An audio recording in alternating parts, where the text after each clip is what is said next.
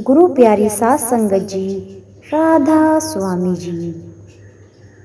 आज की साखी होने वाली है बड़े महाराज जी की मन पर विजय पाना। यहाँ पर जिक्र आता है रावलपिंडी का।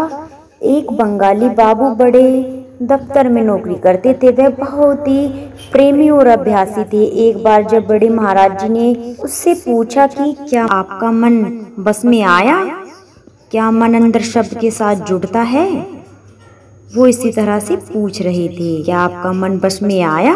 तो उसने कहा, आया तो है लेकिन बड़ी ही मुश्किल से आया है। आपने पूछा किस तरह काबू में आया? तो इसी तरह बताते हुए कहते हैं आगे।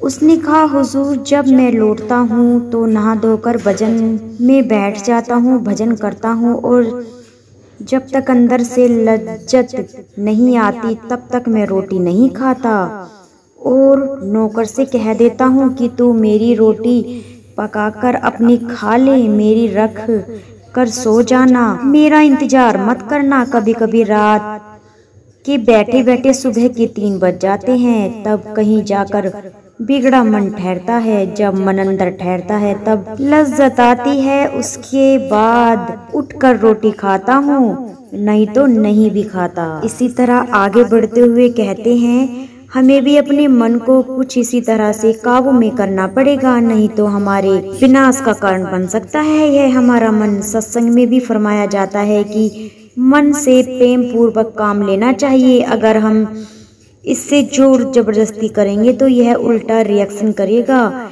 इसलिए पहले हमें इसे अपना मित्र बनाना है, फिर धीरे धीरे इससे अपने हिसाब से काम कराना है। हमें इसके कहे अनुसार ही चलना है, जबकि इसे अपने कहे अनुसार चलाना है। यही तभी संभव है जब हम इसे अपना अच्छा और सच्चा मित्र बना ले, क्योंकि मन हमारे बस में है तो इसके जैसा कोई मित्र नहीं है। अगर मन हमारे बस में नहीं है तो इससे बड़ा कोई शत्रु नहीं है। इसलिए हमें अपने मन पर विजय पाना बहुत जरूरी है।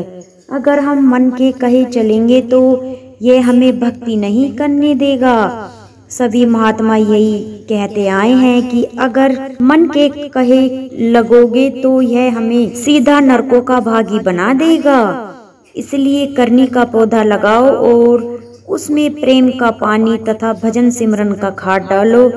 उसे पूरी जिंदगी बड़ा करने में लगा दो और जब वह बड़ा हो जाएगा तो हमें मुक्ति वाला फल देगा, जैसे खाकर हमें और कुछ खाने की जरूरत नहीं पड़ेगी, कुछ खाने की इच्छा नहीं रहेगी। हे स्वामी, तूने मुझे 5 तोड़े गुण सौंपे हैं, देख मैंने 5 तोड़े और कमाए हैं। उसके स्वामी ने उसे कहा, धन्य हो तुम अच्छे और विश्वास योग्य सेवक। अगर तू थोड़े में और मेरे विश्वास योग्य रहा तो मैं तुझे बहुत सारी वस्तुओं का अधिकारी बनाऊंगा। हे मन, तू अपने स्वामी के अंदर में शामिल हो, जो इधर उधर मत भटक। इसलिए अपनी नजर को बदलो, आपके नजारे बदलेंगे।